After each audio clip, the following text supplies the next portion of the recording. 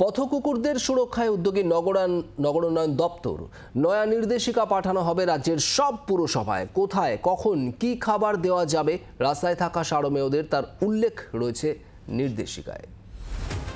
শহর থেকে গ্রাম পথকুকুরদের দেখা মেলে সর্বত্র।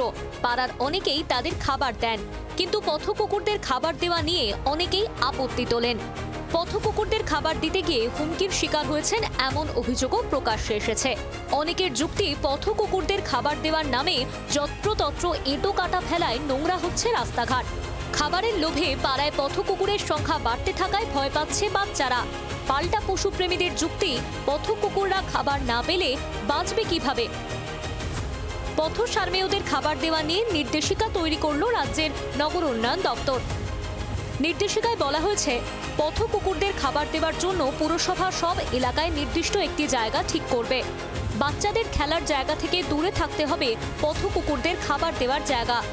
সকাল 7টার আগে ও সন্ধ্যা 7টার পর পথকুকুরদের খাবার দিতে হবে। 2 ঘন্টা সময় ধার্য হবে। যারা কুকুরদের খাবার দেন তাদের নির্দিষ্ট জায়গা পরিষ্কার করে দিতে হবে। নাগরিকদের নির্দিষ্ট জায়গার বাইরে খাবার না দেওয়ার পরামর্শ।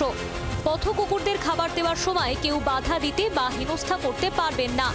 চকলেট, দুধের তৈরি খাবার, পেঁয়াজ, রসুন, মিষ্টি, স্ন্যাক্স দেওয়া যাবে না পথকুকুরদের।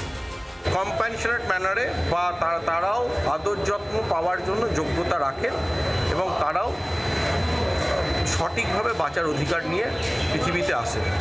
এই সমস্ত জিনিসগুলো চিন্তা ভাবনা করে এই এসওপিটাকে আনা হয়েছে। এই নির্দেশিকা দ্রুত সব পুরসভাকে পাঠানো হবে। মানুষের মধ্যে সচেতনতা বাড়াতে এই বিষয়ে প্রচার চালাতে নির্দেশ দেওয়া হয়েছে সব পুরসভাকে। অর্ণবাংশু নিয়োগের রিপোর্ট, জি 24 ঘন্টা। বাংলার আওয়াজ, বাঙালির আবেগ, জি 24 ঘন্টা।